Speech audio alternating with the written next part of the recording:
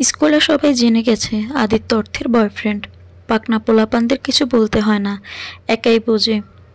অর্থে যেন দিনরাত শুধুই আদিত্যকে চাই। অর্থের মা বাবা কিংবা আদিত্যের ফ্যামিলি কারো কোনো সমস্যা নেই।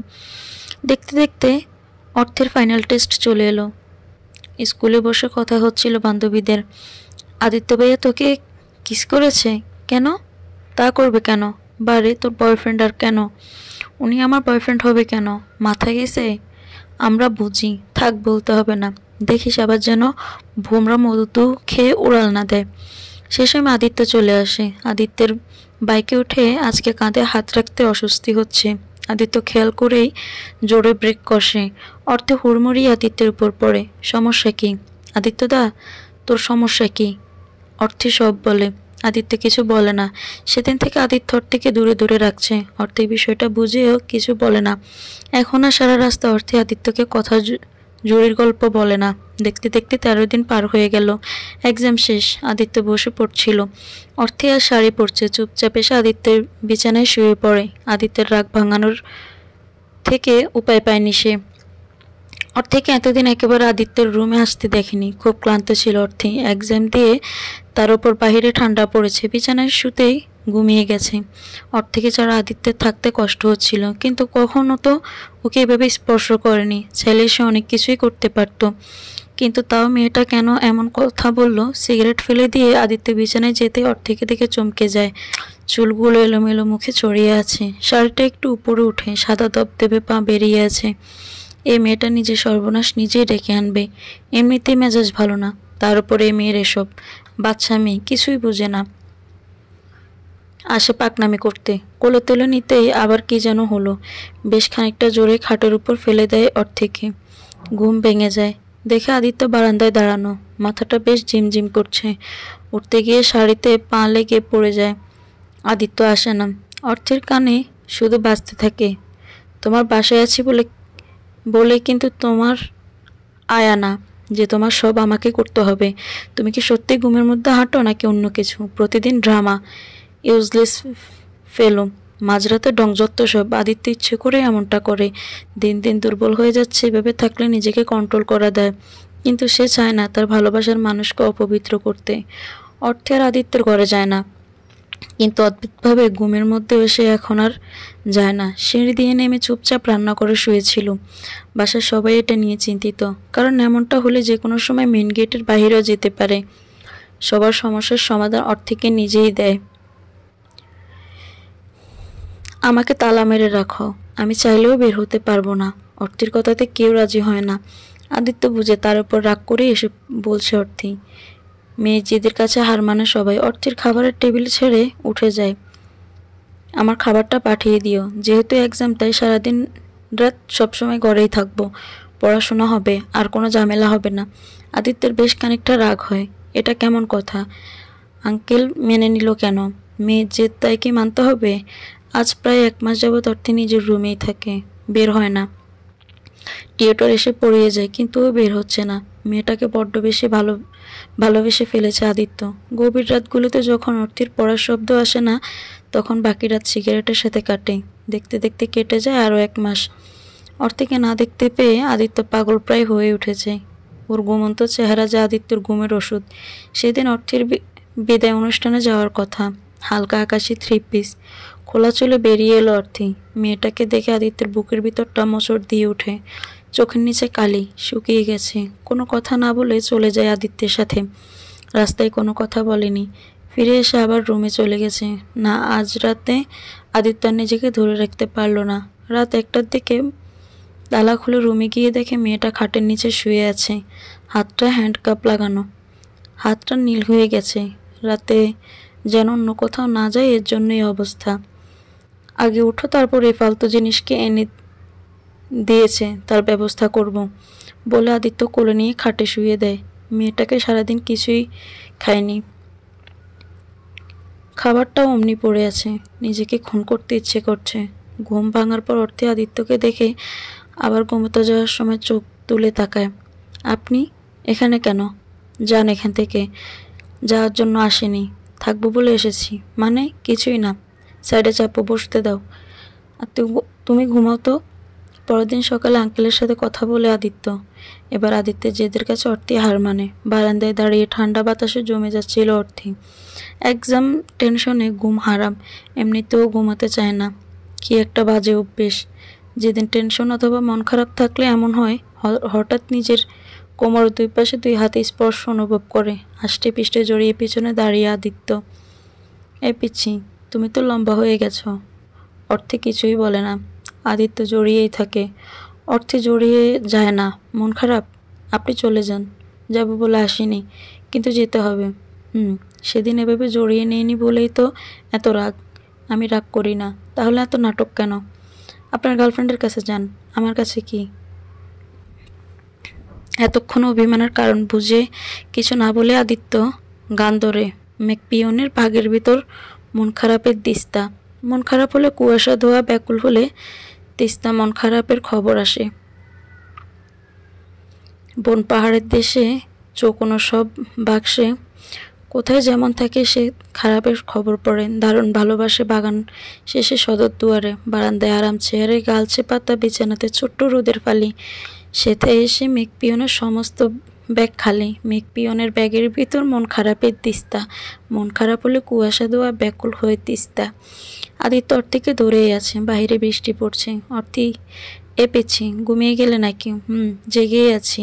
আদিত্য কিছু না বলেই উঠিয়ে নেয়। আচ্ছা আদিত্য দা, আমাদের সম্পর্কের নাম কি? তুমি কি একটু স্বার্থপর হতে পারো না? দেখতে দেখতে কেটে যায় আরও 3টে বছর। অর্থের প্রশ্নের উত্তর আজও আদিত্য দেয়নি। একবারে দিবে ভালোবাসি বলেও নি। অর্থে এখন আরও জিজ্ঞেস করে না। সংসারের মাঝেই ছোট্ট একটা সংসার সাজিয়েছে অর্থে। সব আদিত্যকে নিয়ে। ভার্সিটি আদিত্যকে নিয়ে যায়, নিয়ে আসে। ওদের মেলামেশাতে দুই পরিবার দ্বিমত করেনি। দুই বন্ধুর সম্পর্ক জড়াবে, এতে সবাই খুশি। কিন্তু এখন কোনো কথা হয়নি। সবাই বুঝে, তাই তো এতদিনেও কোনো ঝামেলা হয়নি। আদিত্য অর্থীকে নিজের মতো করে গড়ে নিয়েছে। খুব ভালোবাসে, কিন্তু কখনো বলে না। ভালোবাসি কথাটা বলতেই হবে এমন তো নয়। আগামীকাল রাতের ফ্লাইটটা আদিত্য 2 বছরের জন্য অস্ট্রেলিয়া যাচ্ছে। এ বিষয়ে আগ্রহ বেশি ছিল অর্থীর, কিন্তু এখন সব থেকে চুপচাপ সে নিজেই। মাঝের 3টি বছর অনেক কিছুই হয়েছে, কিন্তু পাল্টায়নি আদিত্য। অর্থের নিষ্পাপ ঘুমন্ত চেহারার কাছে বারবার পরাজিত হয়েছে। ভিতরে কামুক পুরুষটা বারান্দায় রকিং চেয়ারে বসে সিগারেট খাচ্ছিল। আদিত্য দেখতে আগের থেকে আরও বেশি সুঠাম, সুন্দর দেখতে। অর্থের কম যায় না। একটু লম্বা হয়েছে, কিন্তু বুদ্ধি আগের মতোই। আদিত্যের পিছিয়েই আছে। এলোমেলো চলে আদিত্যের সামনে দাঁড়ায়। বোঝাই যাচ্ছে কান্না করেছে। কিছু না বলে চুপচাপ আদিত্য কোমরে জড়িয়ে কোলে উঠিয়ে নেয়। অর্থের পুরো ভার আদিত্যর উপর। চুপচাপ আছে, সিগারেটটা ফেলো। আদিত্য বাধ্য ছেলের মতো তাই করে। আদিত্যর বুকে মাথা রেখে অর্থী বা হাতের বড় বড় নখ দিয়ে আদিত্যের হাতে কিছু একটা লিখছে। অর্থী, আজ রাত পরেই চলে যাব। অর্থী এবার শক্ত করুর হাত ধরে। আজ রাতে যদি আমি একটু স্বার্থপর হয়ে মেনে নিবি? অর্থী কিছু বলে না। আদিত্য ওকে উঠিয়ে হাতে শপিং ব্যাগ দেয়। অর্থী দেখে শাড়ি। সেদিনের পর থেকে আর শাড়ি পরেনি। আদিত্যর আবদার রেখে সেই দিনের কথা মনে পড়ে গেল। কি বাচ্চা মিটানায় করেছিল। আজকেও কি আমার সামনে চেঞ্জ করবি? সেদিন করেছিলাম। তুমি কিছু দেখেছিলে?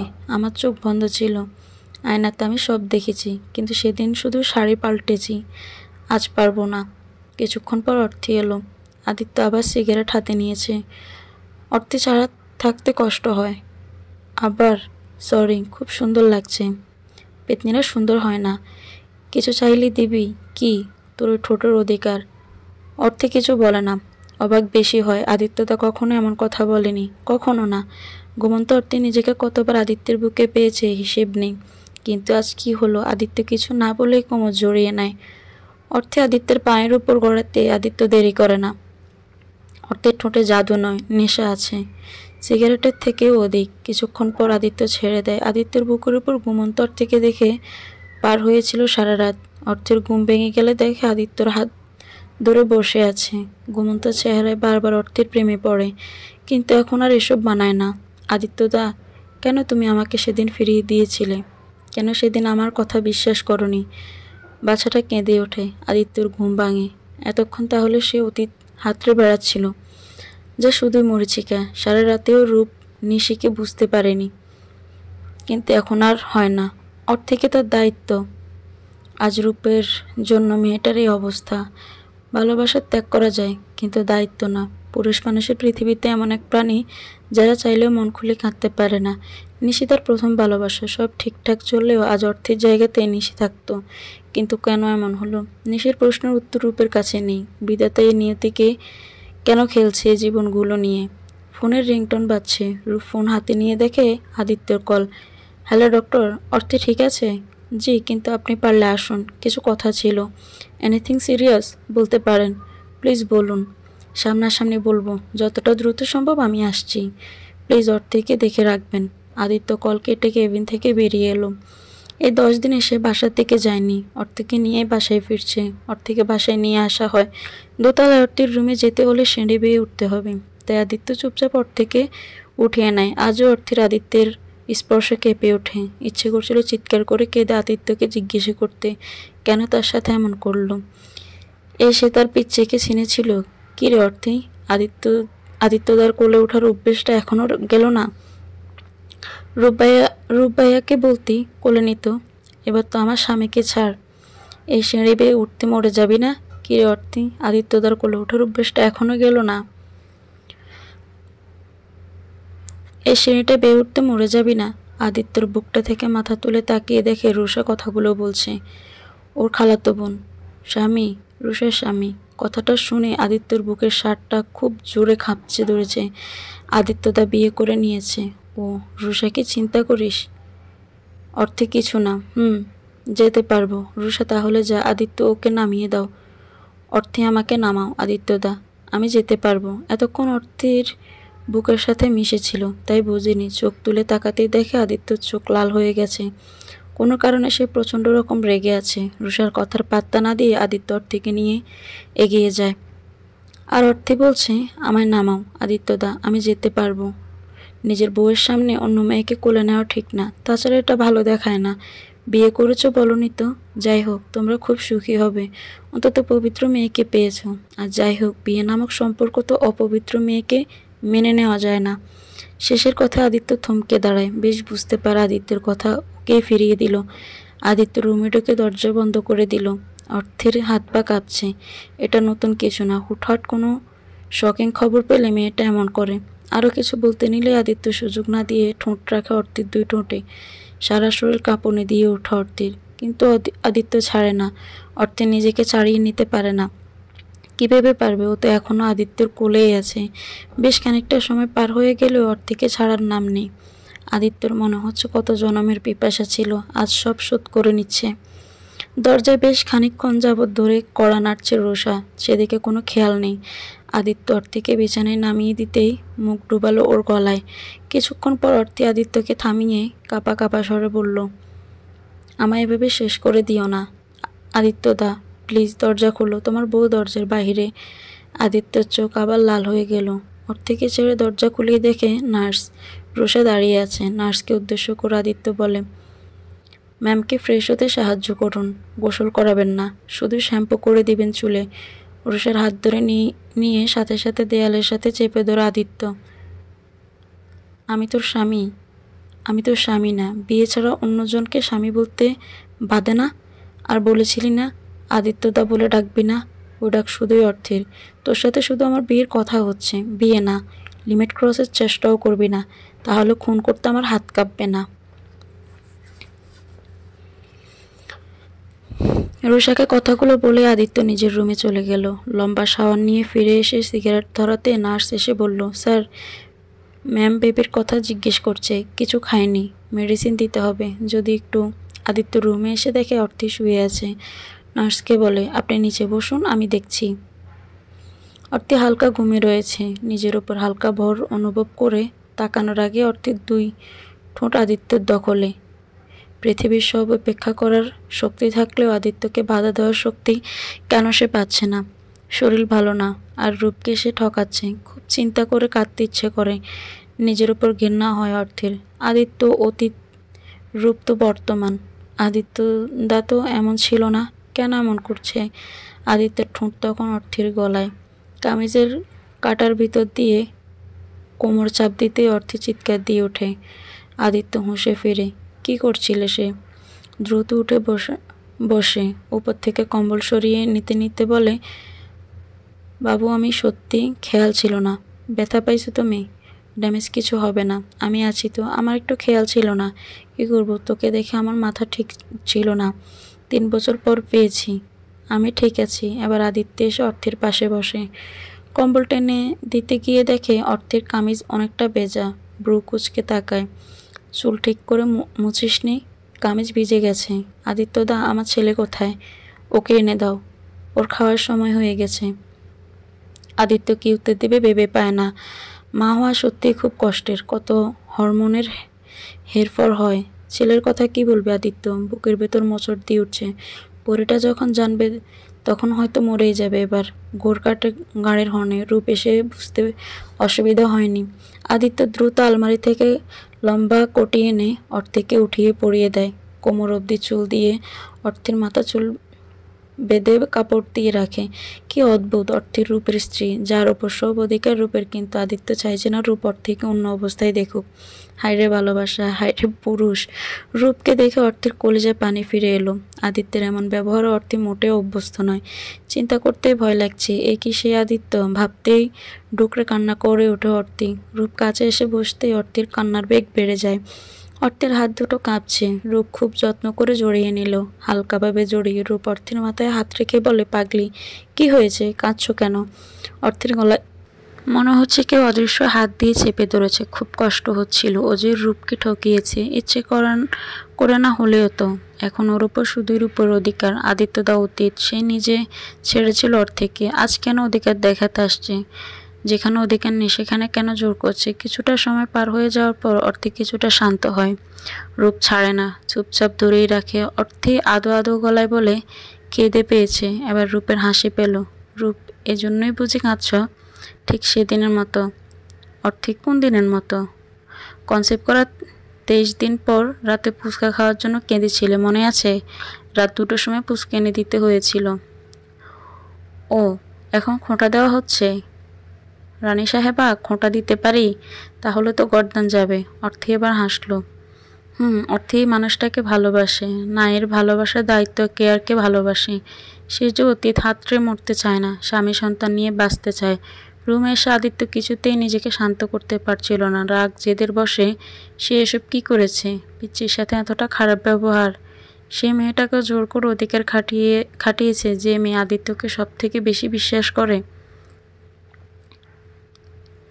কতই তো আদিত্যের রুমে এসে ঘুমিয়ে থাকতো মেয়েটা। কত ঝড়ের রাত অর্থে আদিত্যের বুকে কাটিয়েছে। তখন আদিত্যের ভিতরে বাহিরের সমান তালে ঝড় বয়ে গেছে। কই, তখন তো আদিত্য এমন করেনি। নিজের প্রতি বড্ড ঘেন্না হচ্ছে। কেন পারলো আদিত্য নিজের ভিতরে জানোয়ারটাকে আটকে রাখতে? জানোয়ার, হ্যাঁ তাই। কোন মুখে যাবে অর্থের সামনে? অর্থের কান্না দেখে আদিত্য বেশ বুঝে গিয়েছিল যে আদিত্যের কাজের জন্যই অর্থে কাঁদছিল। যে আদিত্য সবসময় চাইতো অর্থেকে পবিত্র রাখতে, আজকে তার জেদ রাগ উপেক্ষা নিয়ে সে নিজেই অর্থেকে অপবিত্র করে দিল। তার স্পর্শ যেন অর্থেকে দগ্ধ করে। খুব ভালোবেসে সে বুঝেছিল সবটাই এই রুষার জন্য। ওর কথায় অর্থে নার্ভাস হয়ে গেছিল, আর অর্থের কথায় আদিত্যর মাথা। নিজের অনুশোচনা বোধ তাকে এতটাই শেষ করেছিল যে নিজে দেয়ালে কয়েকবার হাত বাড়ি মারে। গ্রিলে লেগে হাত বেশ নীল হয়ে গেছে। একের পর এক সিগারেট শেষ করে আদিত্য। সে নিজেও বুঝছে না অর্থের সাথে এখন কি করা উচিত। একটু অবিশ্বাস তার থেকে সব কেড়ে নিয়েছে। কিন্তু সে যে অর্থেকে রূপের সাথেও দেখতে পারছে না। ফ্ল্যাটে এসে ফোনটা ছুঁড়ে মারল রুষা। কি না করছো আদিত্যকে পাওয়ার জন্য? কি জন্য? আদিত্য ফিরেও তাকায়নি। শুধু অর্থে আর অর্থে। অসহ্য লাগছে। এত কষ্টের পর আদিত্যকে সে পেতে যাচ্ছিল। আবার সে মেয়ে না, আগে বাড়ি থেকে সম্পত্তি থেকে আদিত্য জীবন থেকে সরিয়েছিল, এবার দুনিয়া থেকেই সরিয়ে দিবে। রূপ যেন বারবার মরে যায় অর্থের ঘুমন্ত চেহারার দিকে তাকিয়ে। কিন্তু কিছু তো আছেই মেয়েটা। এমন সময় নিশি এসে ঢুকে, হাত ধরে বারান্দায় নিয়ে যায়। নিশি একটু আদর করে না। রূপ, মাথা খারাপ তো? এইখানে কেন? ভালোবাসতে এসেছি, জড়িয়ে ধর। আমি চলে যাব, না হলে অর্থে উঠলে কিন্তু দোষ তোর। রূপ কোনো উপায় না দেখে নিশিকে জড়িয়ে ধরে। এই মেয়েটা কেন ওকে এতটা ভালোবাসে রূপ বুঝে না। ওর কোনো কমতি নেই, তবুও কেন বারবার অপমান হতেই ফিরে আসে। নিজের অজান্তে কপালে চুমু দেয়। ঠোঁটে দিলে কি ফুরিয়ে যাবে? কথা বলে 1 সেকেন্ড দেরি না করে সে আদিত্যর রকিং চেয়ারে বসে ঘুমিয়ে পড়েছিল। শেষ কথাটা শুনে চমকে ওঠে। কিছুক্ষণ আগে তো সে অর্থের ঠোঁট ছুঁয়েছিল বলে এত কান্না করলো, আর এখন রূপকে বলছে। এতটাই পর সে এখন সে সত্যিই পর। কিছুক্ষণ পর আদিত্য এসে অর্থের রুমে নক করে। ইচ্ছে করে করেনি, বাধ্য হয়ে করেছে। দরজায় নক শুনে রূপ নিশিকে ছাড়িয়ে নেয়। দরজা খুলে দেখে আদিত্য। ততক্ষণে নিশি বারান্দায় সরে গিয়েছে। আদিত্যর কথায় অর্থে জেগে ওঠে। রূপ বেরিয়ে যেতে নিয়ে ফিরে এসে অর্থের কপালে চুমু দেয়। অর্থেকে আবার ঘুমোতে বলে। মেয়েটা এতটাই দুর্বল যে আবার ঘুমিয়ে পড়ে। আদিত্য, আমাকে লজ্জা পাওয়ার কিছুই নেই। আপনি I never kids are leaves because Aditya মানে স্ত্রীর অধিকার দিলেও এই ঠোঁটের অধিকার নেই। চাইও না, কারণ রানী সাহেবা বলে ভালোবাসার বিশুদ্ধ প্রকাশ কপালে চুমুতেই হয়। আদিত্যর মাথায় শুধু ঘুরতে থাকে, তাহলে কিছুক্ষণ আগে যা শুনলো তা কি? কিছু দূরে গিয়ে যেতেই দেখলো কে একজন দ্রুত পায়ে অর্থের রুম থেকে গেস্ট রুমের দিকে যাচ্ছে। সব কথা শোনার পর রূপের মাথায় যেন আকাশ ভেঙে পড়ে। দমটা বন্ধ হয়ে আসছে। মনে হচ্ছে কে যেন ধারালো ছুরি দিয়ে অনবরত তার গলায় চালিয়ে দিচ্ছে। নিজেকে কিছুটা শান্ত করে আদিত্যের দিকে তাকিয়ে বলল, দেশের বাইরে নিয়ে যেতে পারি, সিঙ্গাপুর অথবা লন্ডন। পুরো ঘর জুড়ে নীরবতা। অর্থের বাবা মা, আয়ান, আদিত্য, রূপ আর 3 জন লোক। নীরবতা ভেঙে বয়স্ক একজন বলে উঠল, মিস্টার রূপ, নিজেকে সামলান।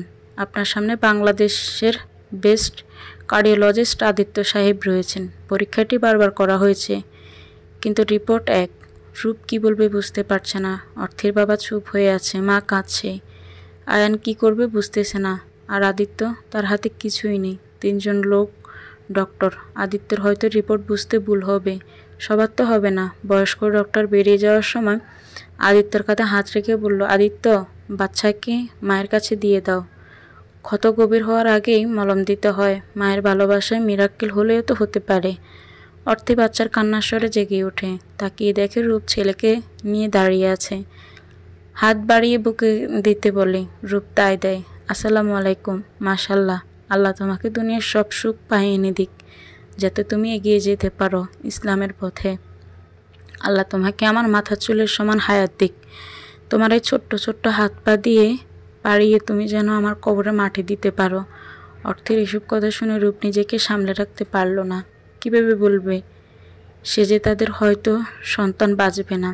কি করে বলবে যে তাদের ছেলের শরীরের ভিতরে অংশগুলো যে ঠিকভাবে তৈরি হয়নি, যে কোনো সময় মারা যাবে তাদের ছেলে? খুব কষ্টে কান্না চেপে রুম থেকে বেরিয়ে এলো রূপ। আজকে আসার সময় রূপের সাথে নিশি এসেছিল। গেস্ট রুমে আছে। রূপ দৌড়ে গিয়ে নিশিকে জড়িয়ে ধরে পাগলের মতো কাঁদতে থাকে। দেখতে দেখতে কেটে গেল 2 মাস। আদিত্য অর্থের রুমে যায় না। বাচ্চা যখন দেখার হয় নার্সকে দিয়ে আনিয়ে নেয়। অল্প কয়েকদিনের মধ্যে আলাদা মায়া জন্মে গেছে। কোলে নিতে অনুভূতি হয় ভিন্ন। অর্থের অংশ যে সে। যদি আদিত্য একটু মাথা ঠান্ডা রাখতো তাহলে হয়তো আজ আদিত্য অর্থে বেবি প্ল্যান করতো। এসব ভাবতে আদিত্যর খারাপ লাগে। রূপ, আদিত্য ভাইয়া, প্লিজ একটু রানী সাহেবের কাছে আসবেন। আসলে অর্থের মা, বাবা, আয়ান কেউ নেই। আমার একটু কাজ পড়ে গেছে, জরুরি। আপনি যদি অনিচ্ছা শর্তে আদিত্যকে যেতে হয়। অর্থে বাবুকে তেল দিয়ে দিচ্ছিল। আদিত্যকে দেখে চমকে ওঠে। আদিত্য আরও বেশি কষ্ট পায়, কারণ এই মেয়েকে তার কাছেই নিজেকে সব থেকে বেশি নিরাপদ মনে করত। আর আজ আদিত্যর নাম কি রেখেছিস বাবুর? অর্থে, আরশ। আরশ।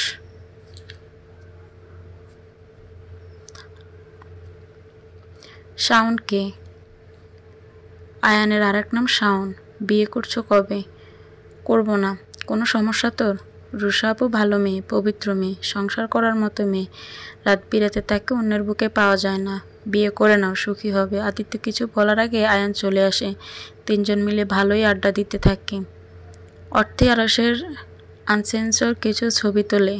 আয়ান ইদানিং রূপ নিশির সাথে ভালো ব্যস্ত হয়ে পড়েছে নতুন প্রজেক্টর নিয়ে। বাচ্চাদের জন্য এমন একটা মেডিসিন রূপ আর রূপের মেডিসিন টিম বানাতে যাচ্ছে, যা থাকলে প্রিম্যাচিওর বেবি অথবা টুইন বেবি জন্ম নিলে এদেরকে কমপ্লিকেশন হয়, এগুলো যাতে না হয়। নিশিও মাঝে মধ্যে বাসায় আসে। বেশ ভালো আড্ডা জমে। রূপের দিকে ধীরে ধীরে নিশির নেশায় আসক্ত হচ্ছে। নিশির ছোট ছোট আবদারগুলো পাগলামিগুলো নিয়ে রূপের বেশ ভালোই কাটছিল। আর অর্থিরের বাচ্চাকে নিয়ে সামনের মাসে আদিত্য রুষার বিয়ে। রুষা খুব খুশি, কিন্তু আদিত্য সে নিজের রাগ জেদের জন্য যে কাজ করেছিল তার জন্য এখনও কষ্ট পায়। হয়তো মুহূর্তে ছিল অমূল্য, কিন্তু অনুতাপ সে অসহ্য। একদিন সন্ধ্যেবেলায় অর্থির রুমে ঠিক তেমন আড্ডা জমেছিল। আদিত্যকে রুষা জোর করে নিয়ে আসে। অর্থি আরসকে ফিডিং করার জন্য উঠে যেতে চাইলে রূপ বাধা দেয়। তাই আদিত্য রূপ বারান্দায় গিয়ে সিগারেট ধরাতেই অর্থি চিৎকার করে ওঠে। আদিত্য বুঝতে বাকি রইল না, দৌড়ে গিয়ে বাচ্চাকে কোলে নেয়। আরসের খুব শ্বাসকষ্ট হচ্ছে। নিশি, রূপ, আদিত্য দৌড়ে গাড়ি নিয়ে বের হয়। পিছনের গাড়িতে আসে অর্থি, আয়ান, রুষা আর বাকি সবাই। হাসপাতালে পৌঁছানোর পর অর্থির বাবা আদিত্যকে জিজ্ঞেস করতেই আদিত্য বলে, uncle, he is no more. আদিত্যের এই কয়েকটা শব্দ যেন বিষের মতো লাগলো অর্থে। চিৎকার করে কাঁদতে লাগলো আর বলছিল, এর মানে কি? আরসকে তার চাই। তার সন্তান তার বুক খালি করে এভাবে মারা যেতে পারে না। কম বেশি সবাই জানতো আরস বাঁচবে না। রূপকে সেদিন বুঝিয়েছিল, রূপ বলেছিল দেশের বাইরে নিয়ে যাবে, কিন্তু কোনো লাভ হতো না। বাচ্চার পাকস্থলীর হৃৎপিণ্ড এতটা সক্রিয় ছিল, প্রথম ওরা টুইন বেবি ছিল, যার ফলে ওদের কারো গ্রোথ ঠিকমতো হয়নি। দ্বিতীয়ত প্রেগনেন্সির সময় কিছু কমপ্লিকেশন, সঠিক পরিমাণের পুষ্টি না থাকায় আজ এই পরিণতি।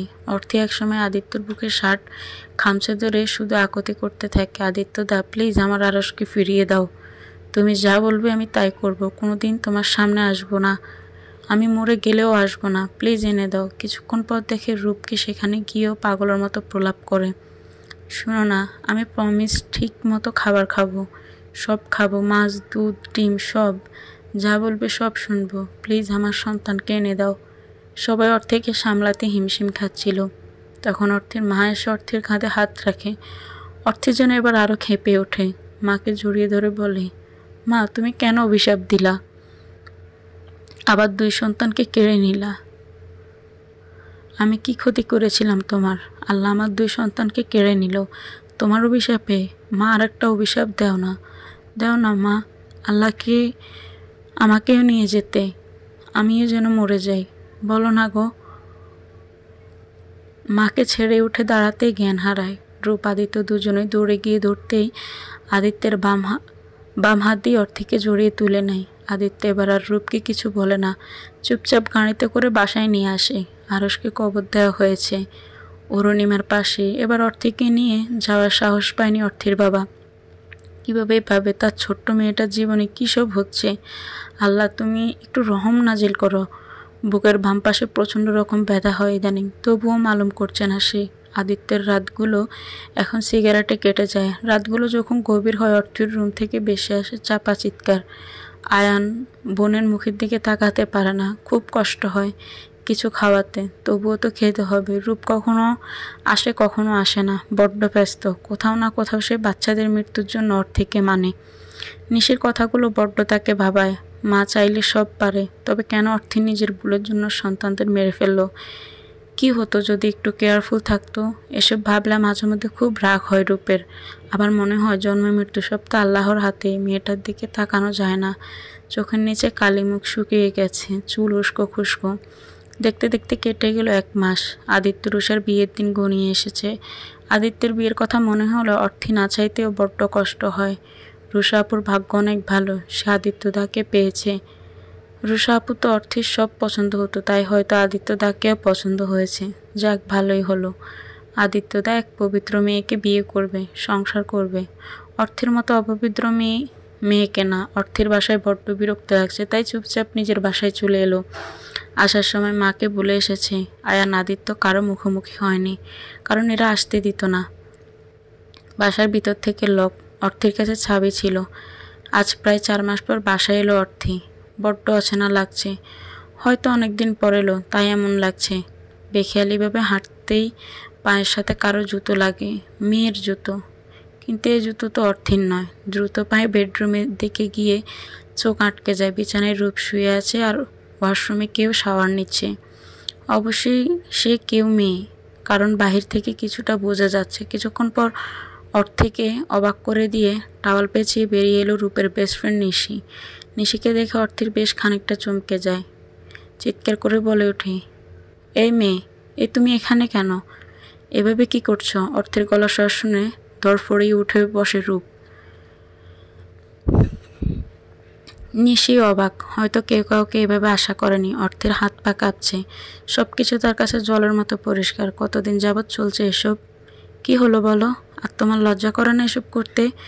রূপের দিকে ঘুরে বলে, তোমার শরীরে এত ঝাঁজ, আমি কি মরে গেছিলাম? এই তোমার ব্যস্ততা। কিছুটা তর্ক বিতর্ক হয়ে অর্থে নিশির সাথে। অর্থের মেজাজ খুব খারাপ হয়ে যায়। রূপ চুপচাপ, মাথাটা ঝিমঝিম করছে। অন্যের স্বামীর দিকে নজর দিতে তোমার বুক কাঁপলো না? অর্থে please be in your limits. ভুলে যেও না তুমি শুধুই রূপের আশ্রিতা, আমি রূপের আশ্রিতা নই, স্ত্রী। You you got that? স্ত্রী থাকতে যে নারী অন্যের স্বামীর সাথে থাকে তাকে রক্ষিতা বলে, আর তুমি তাই। রূপ কথাটা শেষ হওয়ার আগে অর্থেকে সজোরে থাপ্পড় মারে। সামলাতে না পেরে অর্থে নিচে বসে পড়ে। রূপ বুঝে না কার কথায় ওর রাগ হচ্ছে, নিশি অর্থেকে আশ্রিতা বলে চেয়েতে নাকি অর্থে নিশি থেকে রক্ষিতা বলে চেয়েতে। রূপের প্রচণ্ড রাগ হয়। অর্থেকে এলোপাতাড়ি ফিটিয়ে রুম থেকে বেরিয়ে যায়। নিশি টাওয়াল ছেড়ে ততক্ষণে কাপড় পরে বেরিয়ে এসে বলে, দেখলে তো কার স্থান কোথায়? আশ্রিতা আশ্রিতাই হয়, স্ত্রী হতে পারে না। বলেই নিশি চলে যায়। অর্থের কষ্ট হচ্ছে খুব, বেশি উঠছে 3 বছর আগে সেই স্মৃতিগুলো। আদিত্য চলে যাওয়ার পর অর্থের একা একা লাগতো। সব জায়গায় আদিত্যের স্পর্শ পেত। ছেলেটা সব কিছুই গুছিয়ে দিয়ে গেছে। নিয়ম করে বাসার সামনে ফুচকাওয়ালা মামা আসে, ফুলওয়ালি মেয়েটা ফুল দেয়, আরও কত কি। বেশ ভালোই চলছিল দিন। সারাদিন ক্লাস, অ্যাসাইনমেন্ট, রাতে আদিত্যর সাথে ফোনে কথা শেষে ওর বিছানায় গিয়ে চুপচাপ শুয়ে পড়া। বাসায় ফিরছিল অর্থি, তখন জানতে পারে ওদের সিনিয়র রূপ ভাইয়ার মা বাবা দুজনেই অ্যাক্সিডেন্ট করে মারা গেছে। মন খারাপ লাগে ভাইয়ার জন্য। বাসায় ফিরে আসতেই নিজের সব বান্ধবীরা বলে যাবে, ও রাজি হয় না। পরে সবাই বলে ওদের বাসায় যাওয়ার সময় গলির প্রথম বাসাটাই রূপের বাসা। অর্থেভাবে একই রাস্তায়, তাহলে যাওয়াই যায়। বাসায় গিয়ে দেখে লাশ দাফন হয়ে গেছে। রূপ চুপচাপ বসে আছে, বাসায় আর কেউ নেই। ওরা কিছুক্ষণ বসে চলে আসে। কিছু দূর গিয়ে দেখে অর্থে অ্যাসাইনমেন্ট বলে রেখে এসেছে। নিতে গিয়ে দেখে রূপ বসে আছে। কাঁধে স্পর্শ করতে রূপ জড়িয়ে ধরে অর্থের বুকে মাথা রেখে প্রচণ্ড কান্না করে। এমন পরিস্থিতিতে কি করা উচিত অর্থে জানে না। আদিত্যদা জানলে আমাকে মেরে ফেলবে, কিন্তু রূপ যেন বর্ষার জায়গা খুঁজে পেয়েছিল। সেদিনের মতো অর্থে চলে আসে। বয়ে বয়ে সবটা আদিত্যকে বললে আদিত্য কিছু বলে না। 3 দিন পরের কথা, অর্থে আদিত্যর রুমে বসে ওদের কিছু ছবি দেখছিল। হঠাৎ কল আসে। নাম্বার দেখে মনে হয় কানাডার কোড। রিসিভ করতে বেসে ওঠে নিশির গলা। নিশি অর্থে সিনিয়র বারবার অনুরোধ করতে থাকে সে যেন একবার গিয়ে রূপকে দেখে আসে। নিশি তখন কেবল কয়েকদিন হলো কানাডায় স্কলারশিপ নিয়ে গেছে। তখন রাত 12টা। অর্থে রাজি হয় না, কিন্তু নিশির কথাও ফেলে না। আদিত্যর শালটা গায়ে জড়িয়ে বেরিয়ে পড়েছিল। সে রাতে যদি না বের হতো তাহলে হয়তো এমন হতো না। রূপের বাসায় গিয়ে দেখে রূপের খুব জ্বর।